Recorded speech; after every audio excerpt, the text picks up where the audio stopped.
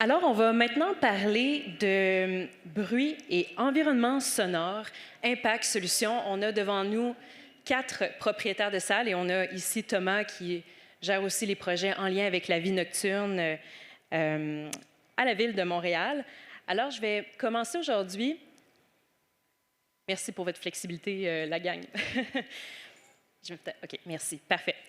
Alors, le but du panel aujourd'hui, c'est de mettre en défi les lumières et les défis actuels des établissements nocturnes et explorer des solutions concrètes aussi pour assurer leur viabilité, leur coexistence et la protection des milieux culturels d'importance.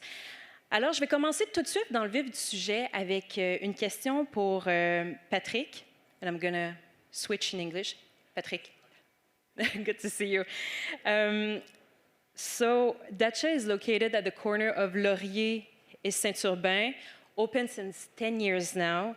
And Patrick, it's so funny because when we've been talking about this panel, he told me, I'm a big AC, air conditioning advocate for soundproofing. And I was like, okay, tell me more about that. How can you explain that such a simple solution, according to you, can change the relationship your neighbors have with your establishment, your venue, sorry. Well, hi, Joannie. Thanks so much for having me today, first of all. And I would say, backing it up a step, that first and foremost, we're an advocate of collaborating with your neighbors and with the other stakeholders in your community.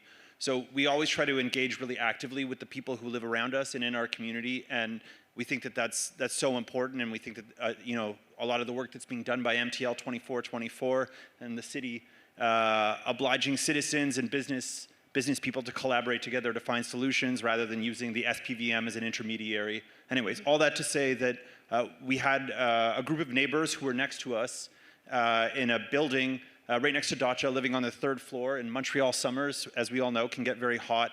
And they reached out to us directly, and we had a text thread going with them, and they mentioned that they were hearing bass coming out of the back of the venue, and it was quiet but persistent enough that it was keeping them up at night. And so we came up with a really simple solution, we think an elegant solution, where we bought them air conditioners. And it's something where for $250, they're even more comfortable than they might have been with an open window on a 28-degree night. And I think that these are exactly the kinds of solutions that entrepreneurs can come up with when they get good support from the city and from the communities around them.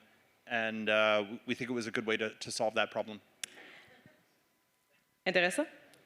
Thomas, tu peux-tu nous en dire un petit peu plus sur les programmes d'insonorisation de la Ville de Montréal? Oui, certainement. Donc, on a un programme pour accompagner justement les salles à mieux cohabiter justement avec leur voisinage. Donc, il y a eu un premier programme pour les salles de 400 places et moins, il y a environ 2 ans. Et on a poursuivi ce programme-là en l'ouvrant à des salles de 3000 places et moins. L'objectif avec ce programme, il y a 3 volets. Le premier volet, on souhaitait travailler sur un enjeu assez important à Montréal où il y a beaucoup de lieux de diffusion culturelle qui opèrent sous un certificat bar, par exemple. Donc on voulait amener l'ensemble de ces partenaires-là vers le statut salle de spectacle. Donc il y a un premier volet qui permet, entre autres, un PPC-moi, le programme particulier d'urbanisme, donc pour changer ce statut-là. Donc c'est assez coûteux, donc on voulait les aider dans ce cheminement-là. Le deuxième volet, c'est de constater quels sont les enjeux au niveau finalement du cadre bâti et ou de l'équipement. Donc c'est des études acoustiques qui sont réalisées pour arriver sur un troisième volet où là on passe à l'action. Il y a des travaux qui sont faits. Donc on est entre 120 000 et 370 000 dépendamment de la capacité de la salle pour accompagner les salles justement à mieux s'insonoriser et éviter justement, on parle souvent de nuisance, mais éviter que le son de la salle à l'intérieur puisse s'en aller à l'extérieur, donc de limiter au maximum cette émission sonore. Très bien. Je vais maintenant me tourner vers Morgane Buchou, qui est directeur culturel et opérationnel à l'Union française. Alors, on a ici une photo d'un événement à l'Union française et un autre, fondé en 1886, donc ça ne date pas d'hier, organise chaque année près de 250 événements qui attirent plus de 1000 personnes par semaine. Toutefois, son avenir est plutôt incertain en raison d'un conflit de voisinage. Donc, on sait que l'Union française a été la cible de plusieurs plaintes pour le bruit. On voit un article, une vidéo de notre ami Axel Tardieu. À combien estimez-vous le nombre de plaintes annuellement au cours des 3 dernières années, Morgane? Mais dans le fond, c'est un petit peu compliqué d'établir ce chiffre précis parce qu'on peut tout simplement pas y avoir accès. On peut pas. On a déjà essayé de demander à des agents, de contacter aussi les postes de quartier, et on peut pas vraiment savoir combien on a de plaintes à l'année. Mettons, l'été passé, on est tombé sur un agent qui était un petit peu sympathique et puis on a jasé avec cette personne-là. Et on était déjà rendu à peu près à une soixantaine de plaintes entre janvier et le mois de juillet. Ça, c'était mi-juillet. Elles ne sont pas systématiquement communiquées avec l'établissement, si je comprends Non, bien. non, non, absolument pas. Dans le fond, les plaintes sont là. On sait que les voisins appellent à chaque fois que, excusez-moi, à chaque fois qu'il y a du bruit. La police se déplace ou ne se déplace pas. Dans le cas où la police se déplace pas, on ne sait même pas qu'il y a eu dans le fond une plainte de bruit. Sauf que le jour où on tombe sur des agents qui décident de venir pour nous shut down ou pour nous donner un ticket ou whatever, bah là, ils nous sortent tout l'historique. Et c'est à ce moment-là qu'on réalise un petit peu l'ampleur du problème. Mais est-ce que vous avez déjà fait une demande concrètement pour avoir un état des lieux là, de qu'est-ce qui se, de votre Du nombre de portrait là, plaintes? finalement auprès de la ville? Non, on n'a pas fait ça. Notre problème un petit peu avec cet établissement-là, c'est qu'on n'est que 2 personnes, on n'est que 2 employés. On a un conseil d'administration qui est 100% bénévole. Donc opérer, développer, réparer à 2 personnes, c'est énormément de travail. Donc on cherche des personnes au conseil d'administration si jamais vous voulez nous filer un coup de main pour pouvoir répondre à ces questions. Très bien. Et, ben tiens, est-ce que vous êtes en mesure de dire c'est où les principales fuites de son dans votre établissement? Oui, il y a une couple d'années, on a fait une étude acoustique. Donc, on a trois espèces d'îlots sur le toit de notre bâtisse qui étaient cachés en fait, derrière un revêtement au niveau du plafond. Et donc, Le genre de surprise qu'on a avec des vieux bâtiments. Là. Exactement. Ouais. Donc, je me suis renseigné un petit peu par rapport à ça avec les anciennes personnes qui étaient au conseil d'administration. Puis donc, ils ont eu un projet à peu près une quinzaine d'années ou une dizaine d'années de faire installer comme des sortes de fenêtres au plafond, 3 énormes fenêtres de 8 pieds par 8 pieds. Donc, le plafond a été creusé, le projet n'est jamais allé au bout. Et donc là maintenant on se retrouve avec des fuites vraiment énormes. Donc à l'arrière, le bâtiment à l'arrière, c'est principalement les personnes qui vivent au 3e et 4e étage qui vont ressentir et entendre le bruit à cause de ce... OK, parfait. Parce que ce qui est intéressant aussi avec l'exemple de Patrick un peu plus tôt, Patrick, you told us that whenever people were opening the doors, that was a big leak of sound actually for you. Yeah, absolutely. You know, we found that our building was in good enough condition that it could insulate the sound, but a thing that was making a big problem for us is that we had 2 doors, and when one was open, a little bit of sound comes out. When both are closed, no sound comes out. But when they're both open, we would have major leakage. And so it was kind of this constant on-off music escaping the venue, and you know, it was distressing to some neighbors, of course. Understandably. And again, this is something where we were able to find a really simple solution just with a door closer, like an industrial door closer, and speaking to a professional, just learning how to make a couple adjustments, we could actually get the door to close fast enough that when the first one would open, it would close before the person would get to the second door. And it was something that was a very simple solution, but with that kind of implementation, it made a problem go away for us. Mm. Et ben, en fait, on parle de low-hanging fruits, là, donc il y a des solutions qui sont quand même beaucoup moins coûteuses que quand on fait une insonorisation complète. C'est déjà comme une bonne première piste. Fait que, Morgane, vous avez parlé là, de ces fuites là, qui au plafond. Avez-vous pu entreprendre quelque chose jusqu'à présent pour mitiguer les nuisances? Alors on a commencé il y a 2 ans par refaire complètement 2 murs, les murs qui étaient vraiment les plus proches de chez nos voisins. Donc on les a doublés, on a suivi comme des conseils de professionnels pour pouvoir réaliser ces travaux-là. Mais maintenant le plafond, c'est des travaux qui sont beaucoup trop coûteux, qu'on ne peut pas faire nous-mêmes. Donc voilà, là pour l'instant on est vraiment en stand-by. Et vous avez entamé des démarches pour appliquer au programme d'insonorisation de la Ville de Montréal, mais vous n'êtes pas allé au bout du processus. Pourquoi? On a un problème de permis d'occupation. Donc là, c'est cool. Il y a des bonnes initiatives qui se mettent en place qui vont nous faciliter notre changement de permis d'occupation. Mais c'est ça, on a le statut de restaurant et salle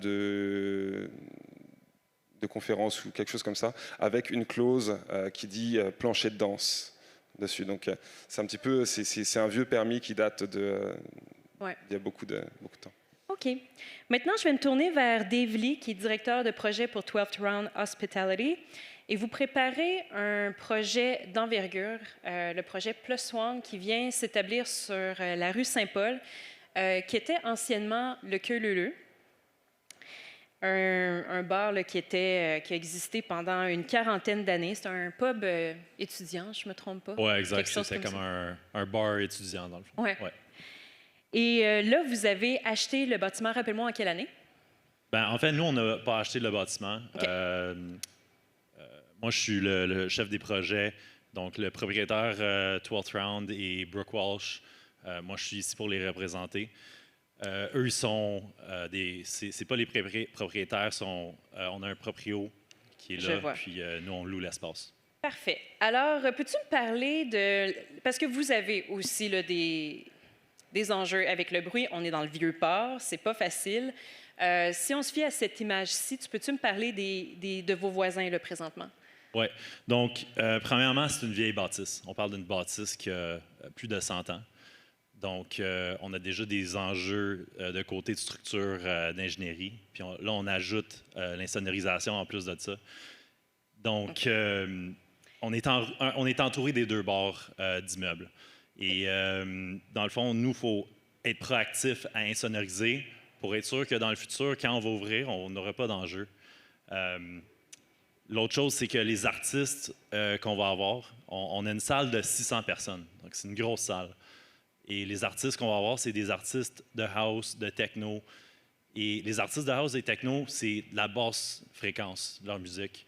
Donc, il faut s'assurer qu'on peut contenir toutes les fuites qu'on a. Puis avec la basse, c'est vraiment c'est les fréquences qui sont les plus difficiles à contenir. Et vous avez mis la grosse gomme pour ça. Vous avez investi entre 200 et 300 000 $ en insonorisation. Et vous avez eu l'aide d'une firme pour vous aider à faire un plan pour insonoriser cet espace-là. Et il y a des technologies là-dedans que j'ai découvert grâce à vous. Peux-tu nous dire un peu plus, c'était quoi les défis et les solutions innovatrices ou encore personnalisées pour cet espace-là? Oui, absolument. Donc, premièrement, ce qu'on a fait, c'est on a demandé l'aide de la firme SoftDV. SoftDV, ils font des études d'insonorisation acoustique. Eux, ils font, dans le fond, des grosses usines. Ils insonorisent des usines, aussi des bars et des clubs. Mais ils font des grosses applications industrielles. Donc, on a travaillé avec eux. Dans le fond, eux qui sont venus pour faire des tests de son, sont allés chez les voisins, ils ont fait des tests de son chez nous. Puis après ça, eux, ils nous ont donné des recommandations à quoi faire pour faire le plus possible qu'on puisse insonoriser. On parle des recommandations qui nous ont coûté des centaines de mille dollars. Là. On est presque au-dessus de 300 000 $ en insonorisation tout seul. Puis on fait ça pour être proactif parce qu'on ne veut pas avoir de problème dans le futur. Puis c'est une grosse salle, donc c'est des montants qui sont assez élevés. Dans le fond, ce qu'il faut faire, c'est comme créer une chambre dans une chambre. Donc ça, c'est vraiment un terme technique pour un studio. En anglais, on appelle ça « room in a room ». Puis en faisant ça, il a fallu qu'on ait des plafonds flottants avec des ressorts, 1200 ressorts à travers le plafond complet. On a un plancher acoustique qui a été installé pour protéger toutes les vibrations, pour découpler la salle de l'immeuble. On a des murs à double gyps avec un gap d'air entre l'immeuble voisin, les immeubles voisins. Puis ça, c'est vraiment pour tout garder les vibrations, pour être sûr que ça ne se propage pas dans la structure. Puis l'autre chose, la partie la plus importante, c'est le système de son. Donc, on fait rentrer un système de son cardioïde de la compagnie D&B Audio-Technique. Ça va être le premier au Québec qui existe. Si on regarde les top 100 clubs dans le monde, dans les top 10, il y a 5 clubs qui ont ce système de son-là. Puis, le système cardioïde, dans le fond, on est capable de contrôler la direction des basses fréquences. Comme ça, on va pouvoir contrôler où le son va aller pour que ça puisse vraiment pas se propager vers les voisins. C'est fabuleux. On a comme en fait une coquille, quoi. C'est un Exactement. club dans un... C'est une chambre dans une chambre. C'est pour complètement découpler. OK, super. Là, présentement, est-ce que vous l'avez testé un peu ou est-ce que vous êtes en mesure de marcher sur le plancher? Puis, Oui, absolument. Ce qui est cool, en fait, avec le plancher, c'est parce qu'on a une grosse piste de danse. Le plancher est presque comme un peu mou. Parce que si on regarde ici, c'est tout en béton. Puis danser pendant 3 heures sur du béton, c'est pas facile sur les genoux. C'est vrai. Donc, ça a comme même... ça a eu une cause que ça va aider pour les gens qui dansent. Mais en plus de ça, ça insonorise, dans le fond. Parce qu'on n'a vraiment pas beaucoup de projets. Je ne sais pas si vous avez déjà vu des projets similaires au Québec. Pas à Montréal, Pas en à tout cas. Montréal, hein? Super. Mais je pense que c'est super intéressant de voir que ces technologies-là existent. Là, ce qui est un peu particulier, c'est que, bon, là, vous avez tout fait ça, mais là, on va voir les résultats quand ça va ouvrir, là, tu sais. Fait qu'il y a quand même Oui, une certaine exactement. vulnérabilité. C'est ça le pire, c'est qu'on ne peut même pas vraiment tester en avance. C'est vraiment, on va suivre toutes les recommandations qui ont été données par SoftDB. On fait le maximum possible qu'on peut sans démolir puis reconstruire parce qu'on parle de sommes d'argent qui seraient impossibles. Donc, c'est ça, on fait le maximum possible pour être sûr qu'on n'a pas de problème. Nicolas, alors fondateur du Vino Disco, mais aussi fondateur du Riverside, Madame Lee, Newspeak, Ping Pong Club. Le Vino Disco il est situé juste en face. C'est pas très loin. Pour vous, le bruit, ça va bien? Vous n'avez pas les mêmes enjeux que... Ah, OK. C'est sûr, vous n'avez pas les mêmes enjeux que la SAT avec le dôme. C'est plus difficile à insonoriser, mais j'aimerais t'entendre, toi, à la lumière de ce que tu as entendu présentement, qu'est-ce qui t'inquiète le plus dans le contexte réglementaire actuel?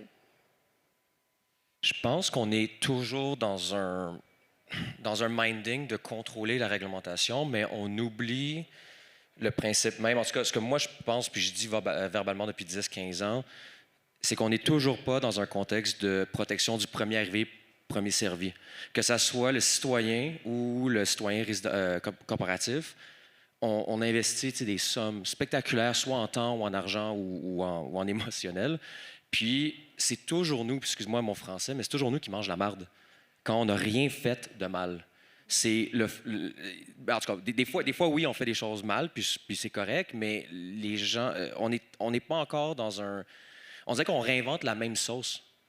Puis je comprends pas comment, dans un contexte démocratique, on écoute encore la minorité très, très, très, très, très minable, puis on n'est pas capable de protéger finalement de façon organisée les investissements en temps ou en argent des gens. Que ce soit encore une fois du côté commercial ou du côté citoyen. Thomas, as-tu quelque chose à réagir? Pourrait réagir, en effet. Donc, les temps changent, les temps évoluent effectivement. Là, on a parlé tout à l'heure du nouveau règlement sur le bruit, les travaux qui ont été faits. Le règlement n'est pas adopté encore pour Ville-Marie et Plateau-Mont-Royal, mais on est dans cette dynamique-là. Tu parlais de l'agent de changement un petit peu. L'agent de changement, c'est une somme d'actions qui sont portées, donc des mises à jour de règlements. Le premier règlement auquel on s'attaque, c'est le règlement sur le bruit, en permettant de mieux encadrer les salles en regard de leur véritable participation au bruit ambiant finalement. Aujourd'hui, c'est 0 participation, donc on s'entend que ce n'est pas possible. Et là, on améliore ça en disant, il y a une émergence sonore, jusqu'à combien la salle est capable de participer sans que la cohabitation harmonieuse soit mise en cause. Donc on travaille là-dessus et on travaille aussi sur le processus de gestion des plaintes de bruit, justement pour que ça soit... Tout à l'heure, tu parlais que c'était énergivore, justement, vous êtes 2 employés, puis il y a déjà votre vocation principale, c'est de la diffusion culturelle. Donc, si en plus, vous devez passer du temps sur la gestion finalement des plaintes de bruit, c'est plus compliqué. Donc, en revoyant le processus de plainte de bruit, on est capable de mieux répondre à qui fait quoi, quel est le rôle du SPVM, quel est le rôle de l'agent, le technicien contrôle de bruit, qui contacter, et de revoir aussi la posture de la ville par rapport à une première plainte de bruit. Tu parlais tout à l'heure, on ne savait pas, mais il y avait eu 60 plaintes de bruit auparavant. Donc déjà là, il y a une espèce de... on tempère, on ne vient pas vous voir à chaque fois qu'il y a une plainte de bruit parce que sinon on n'en finirait pas, mais on veut apporter plus de transparence là-dessus. Donc c'est quoi le rôle?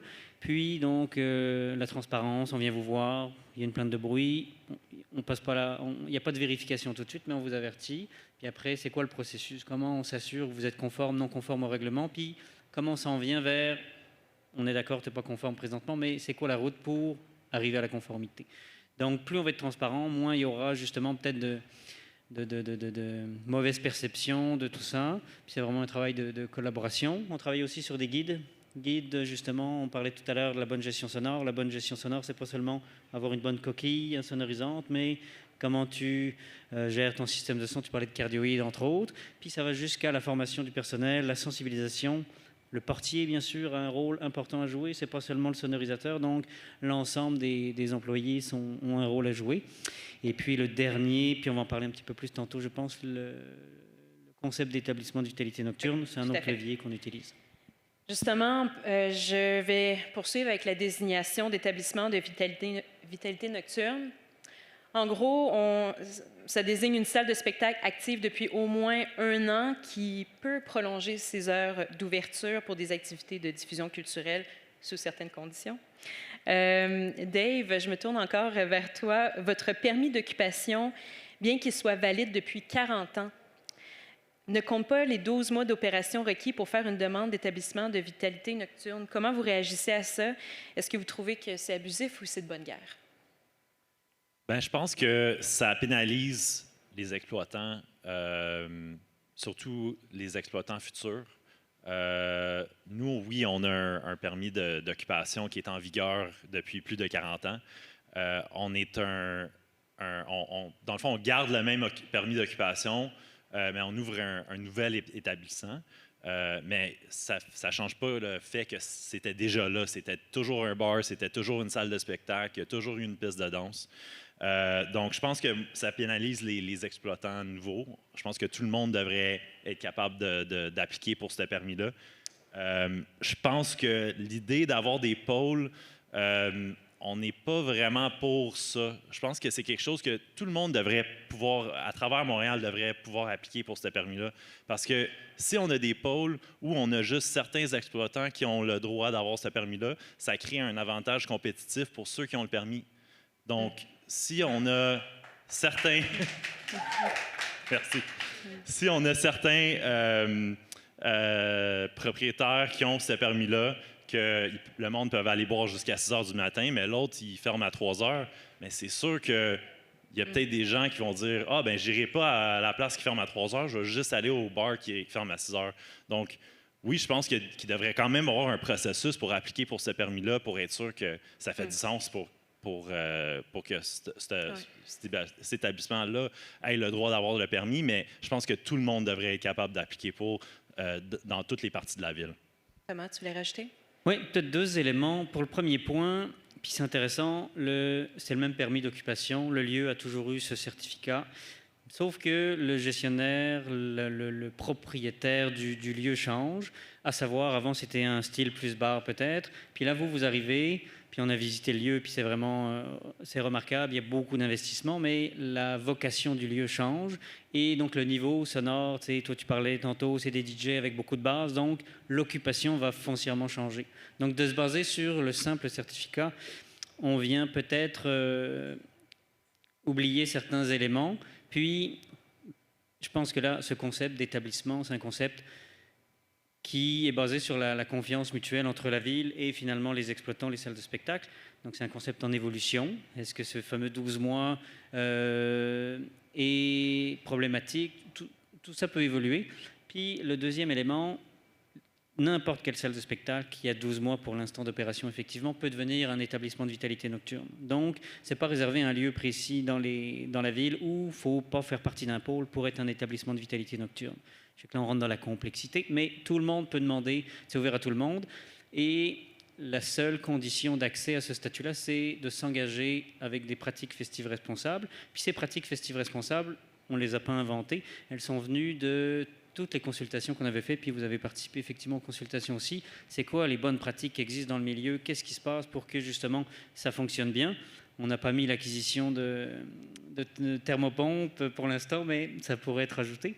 Donc ça, c'est le lieu. Et les pôles de vitalité nocturne n'ont pas la possibilité, donc c'est un regroupement de bars, de restaurants, et il y a aussi des salles de spectacle, mais ils n'ont pas la possibilité d'ouvrir quand ils veulent à 24 heures. Généralement, ils le font 2-3 fois par année, dépendamment des pôles existants encore. Donc cet aspect concurrence, on l'a très bien en tête, effectivement. On ne veut pas venir chambouler l'équilibre qu'il y a en ce moment.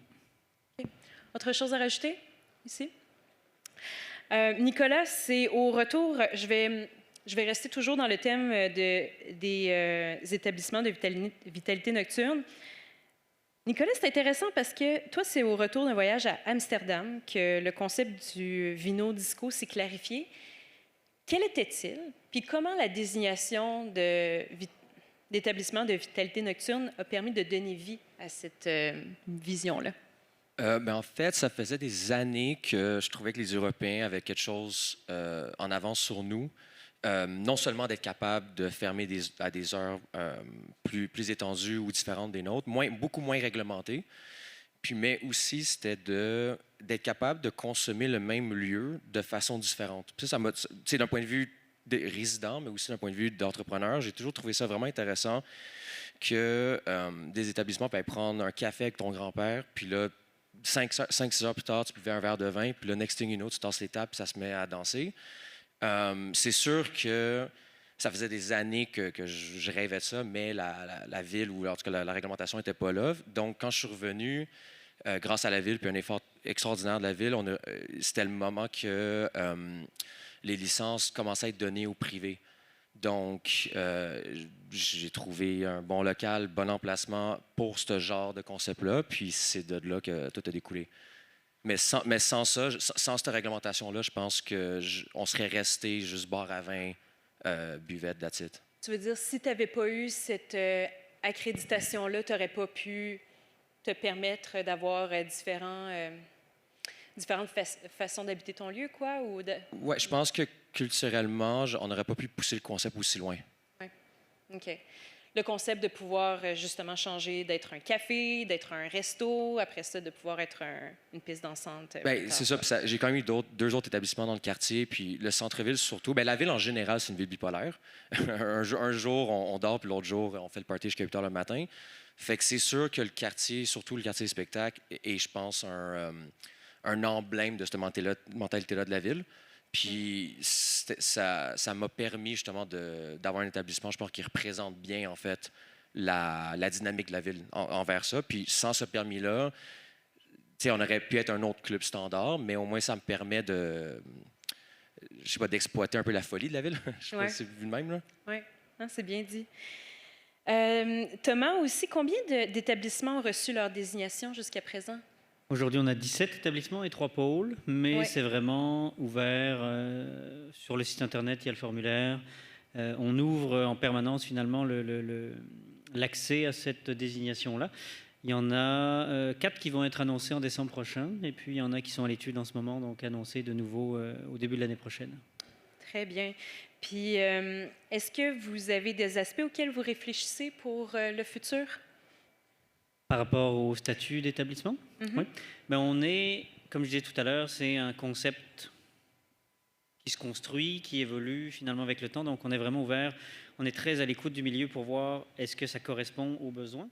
Un des éléments importants pour ce concept-là, c'était de travailler sur cette fameuse perception qui est très accrochée à la vie nocturne, perception négative. Donc, on voulait prendre ce lot finalement de pratiques festives qui sont sorties des consultations, les amener officiellement sur le devant de la scène et pouvoir communiquer dessus. Donc cette fameuse désignation établissement de vitalité nocturne, au courant de l'année prochaine, on va être en mesure de communiquer avec un label Nuit Montréal qui va être justement accolé à ces établissements qui s'engagent à un certain nombre de pratiques festives responsables. On travaille depuis cette année, Xavier en a parlé tout à l'heure, sur la formation du personnel de ces établissements-là. Donc, on parle de tout ce qui est lié à la santé, sécurité avec le GRIP, collectif social. avec la sensibilisation aux enjeux de harcèlement, comment on répond à un cas de harcèlement, au niveau de la consommation aussi. Puis on travaille avec les SMAC pour tout ce qui est formation sur la gestion sonore. Donc on va plus loin. Puis gestion, on en a parlé un petit peu tout à l'heure, mais c'est quoi le rôle d'une salle par rapport à son voisinage, comment on intervient quand il y a en amont, quand il n'y a pas de plainte de bruit, ça va bien, puis comment on intervient quand il y a une plainte de bruit. Et puis on développe en ce moment un programme pour soutenir justement ces établissements de vitalité nocturne à mettre en œuvre finalement ces pratiques festives responsables, mais on le pense, puis je pense que le message avait été très clair dans les consultations, avec les enjeux administratifs, la paperasse, comme on peut l'appeler. On veut éviter justement trop d'enjeux de paperasse administrative, à la fois pour nos partenaires, mais aussi pour la ville, parce que qui dit des papiers à remplir, c'est des papiers que l'administration lit. Donc, on travaille beaucoup là-dessus en ce moment. Tu me partageais aussi une réflexion en lien avec les collectifs. Oui, effectivement. Donc, on a développé nos concepts cette année avec des établissements, donc les salles de spectacle, les pôles de vitalité nocturne, entre autres les SDC. Mais on sait, puis il y a eu un très beau panel ce matin d'ailleurs, sur les collectifs qui n'ont pas de lieu, puis qui se promènent de lieu en lieu pour faire vivre une expérience finalement à leur communauté. Et on veut travailler l'année prochaine pour leur permettre justement de profiter de cette facilitation administrative pour pouvoir organiser des soirées avec extension, effectivement. Et quand on pense à la vulnérabilité d'institutions établies comme l'Union française, bâtie en 1986, ou encore aux nouveaux propriétaires qui ont repris l'espace de la Queue Leu Leu, qui a eu pignon sur rue pendant une quarantaine d'années, à votre avis, puis là je m'adresse à tout le monde, quelles seraient les solutions pour protéger ces lieux d'importance culturelle, ces lieux historiques? Je ne peux pas dire patrimoniaux, mais historiques. Je vais commencer avec Morgane, tiens. Mais moi, pour vrai, je vais vraiment rebondir sur ce que tu disais tout à l'heure. On a un bâtiment qui est là depuis le début du XVIIIe siècle. On a la Covid qui est arrivée. Il y a des personnes qui ont décidé de construire des condos à l'arrière. Donc, on a eu toute une période un petit peu sans bruit où ces personnes-là ont pu s'habituer à vivre dans un bâtiment silencieux, etc., etc. Des entrepreneurs, en tout cas les personnes qui ont choisi de construire ce bâtiment à l'arrière n'ont pas pris en compte le fait qu'il y avait une salle de spectacle à côté, parce que les grands bals dans les années 40-50 se donnaient à l'Union française.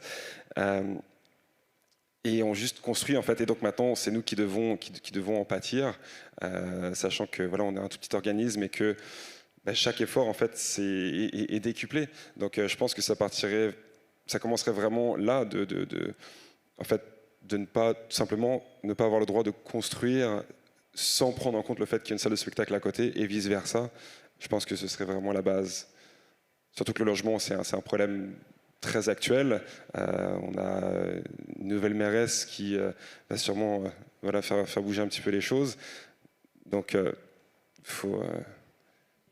Allez rajouter. Oui. Il y a plusieurs choses qu'on peut faire. Premièrement, on pourrait créer des lieux patrimoniaux pour les lieux culturels, les salles de spectacle, comme ils ont fait à Berlin. On peut rajouter des subventions, bonifier les subventions pour ceux qui sont existants, mais aussi les futurs exploitants. Il faut des solutions qui vont être un bénéfice pour les résidents et aussi les exploitants des salles. On n'a comme pas d'attitude pro-nightlife ici à Montréal. On n'a pas une attitude pro-nightlife, pro-hospitalité.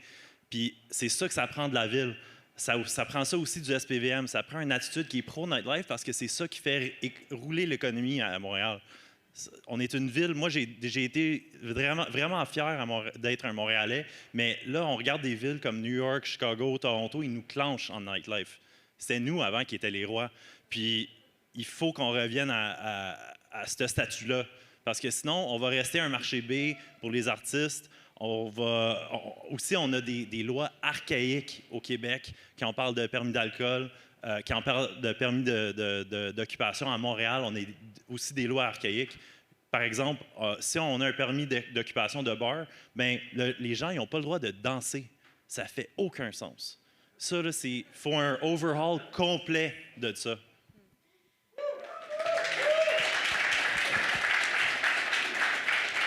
Patrick, toi qui as un établissement, you own the Dacha, do you share this point of view?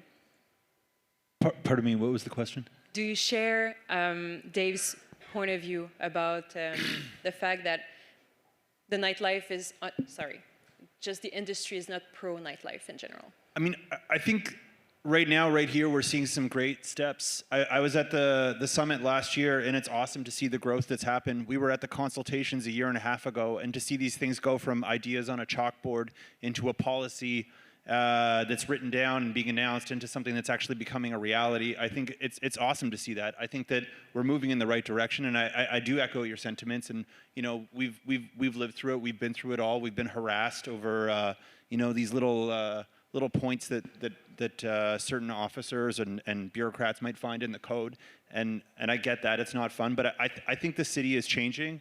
I think that we're witnessing it right now, and I think everybody's got to get on board, get in front of the train. Autre chose à rajouter, Nicolas? Ben, tu sais, si on rentre dans le technique, je veux dire, l'immobilier reste le plus gros secteur de l'économie canadienne depuis les 15 dernières années. C'est la seule chose qui a drivé le growth du Canada, c'est l'immobilier, puis tout le connexe, la construction, etc. Fait qu'on se bat contre un monstre qui est tellement plus gros que nous, on va perdre tout le temps. La bataille est déjà perdue. Par contre, ce que je comprends pas, c'est pourquoi on se bat pas sur les mêmes terrains, qui est finalement le code bâti.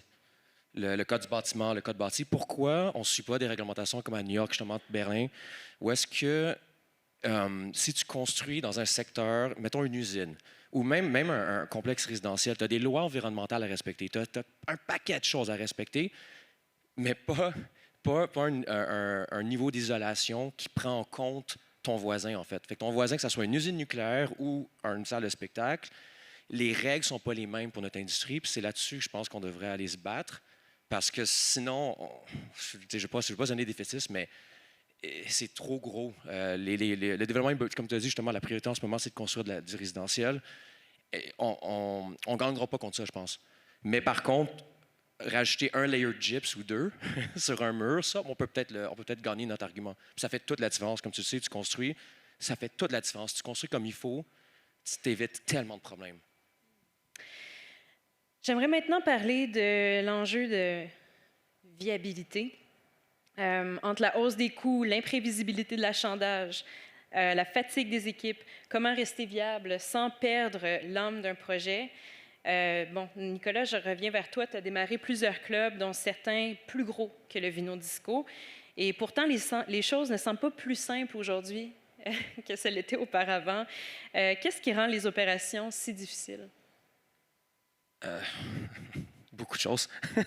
Je vais prendre une gorgée d'eau. De façon, je dirais le point le plus principal, le plus facile à expliquer.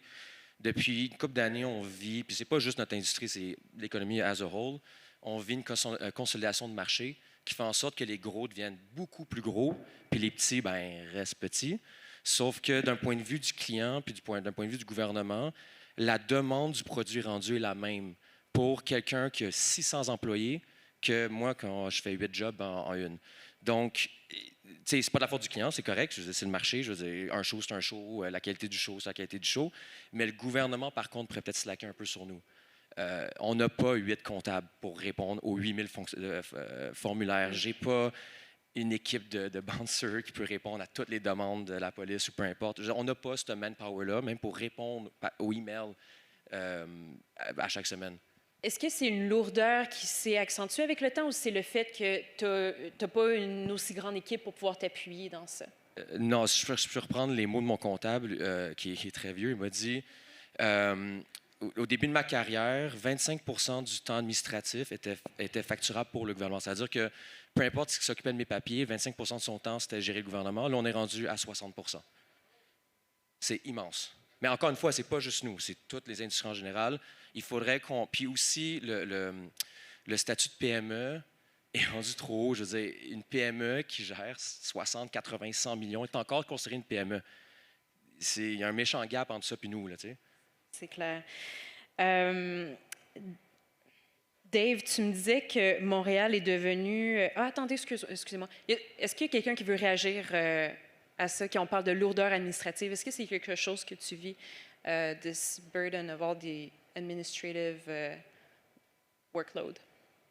For sure, yeah. You know, it's always a challenge running a business, and I think that you know some of the the hardest parts of the job can be the administrative load, and it is unfortunate. And I think there's a lot of jurisdictions in the world where that's not the case. If you go to a place like Texas, you know, or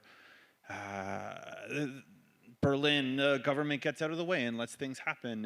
And I think that yes, this is maybe the blessing and the curse of living in Quebec. And you know, we get a lot of support from our government, and there's a lot of great programs that come. But also, yes, with that does sometimes come the golden handcuffs.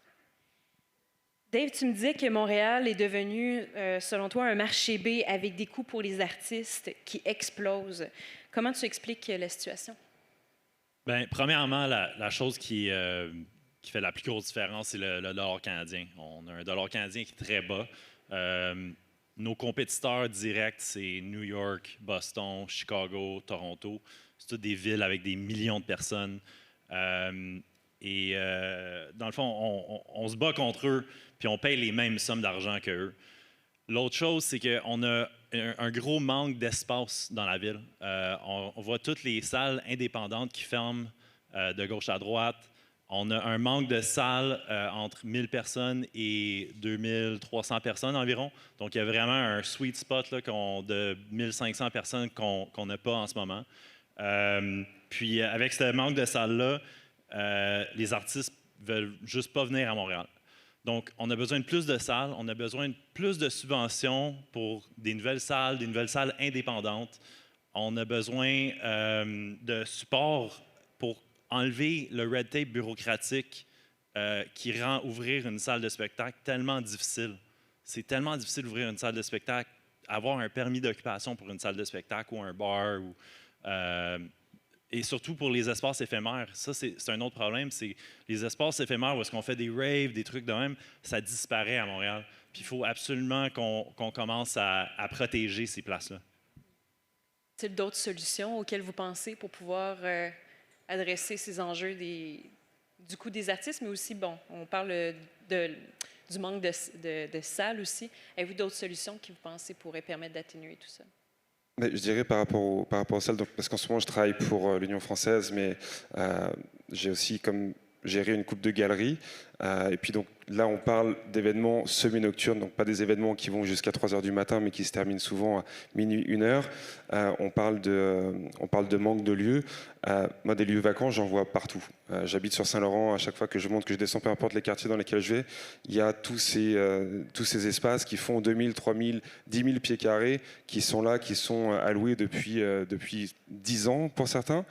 Quand on essaie de contacter les landlords et tout ça, il n'y a aucune possibilité de pouvoir louer ou de pouvoir utiliser ces espaces-là sur de la courte durée. Donc je pense que réellement, il devrait y avoir comme des réglementations et puis des obligations par rapport aux propriétaires de lieux comme ceux-là pour qu'au moins on puisse les utiliser si ce n'est pas à des fins d'organiser des raves, etc.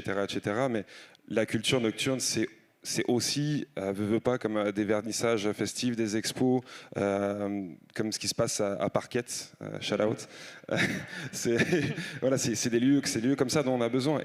Et ça part d'un landlord ou d'un propriétaire qui est fin et qui dit ok, ben voilà, ce bâtiment-là, il est vacant, l'année prochaine on le détruit, whatever, utilisez-le, faites-en bon usage, tout en respectant bien sûr les réglementations de la ville par rapport au bruit, etc.